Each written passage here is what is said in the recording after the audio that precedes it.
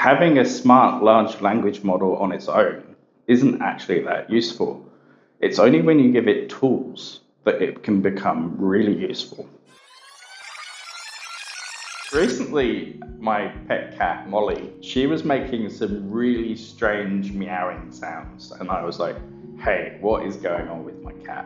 Is she in pain? Is there a problem? Or is she just being annoying and wanting cuddles or something? So I did what all techno geek kind of people do. And I recorded the audio of my cat, Meows, then dropped that audio into a large language model for analysis.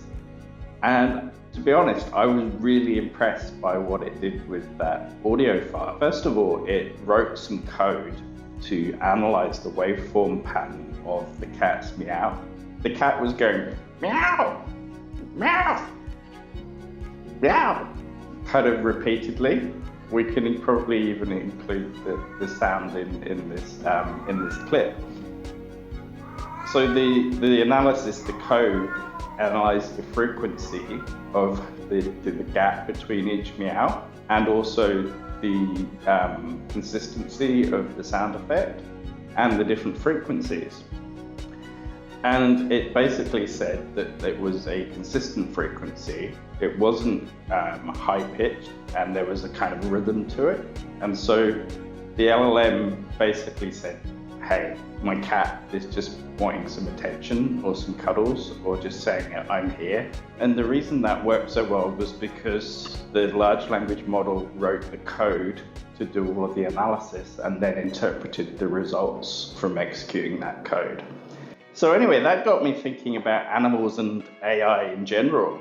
It occurred to me that whales, dolphins, elephants, octopus, they all have giant brains. Did you know that humans aren't even in the top 10 for the most massive brain? The animal with the largest brain is the sperm whale with a mass of 7.8 kilograms.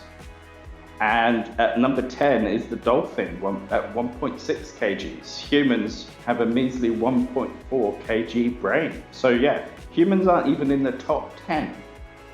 So why are they the most dominant species on Earth? Well, clearly it's not because of the size or mass of their brain. What it is that humans have opposing digits and hands, and what that enables is humans to use tools. And because humans have been able to use tools, then we've been able to shape and manipulate our environment. Side note, I've been reading that there's some analysis going on lately to use large language models to communicate with dolphins. I think that would be fascinating. I wonder what they'd say about what we're doing to the water. So anyway, my key point is that having a smart large language model on its own isn't actually that useful. It's only when you give it tools that it can become really useful. Hopefully not so useful that it becomes the most dominant species on Earth, but there's a balance. And so when you give a large language model the ability to write code or to call out to APIs, that's its superpower. That's the same as humans having hands.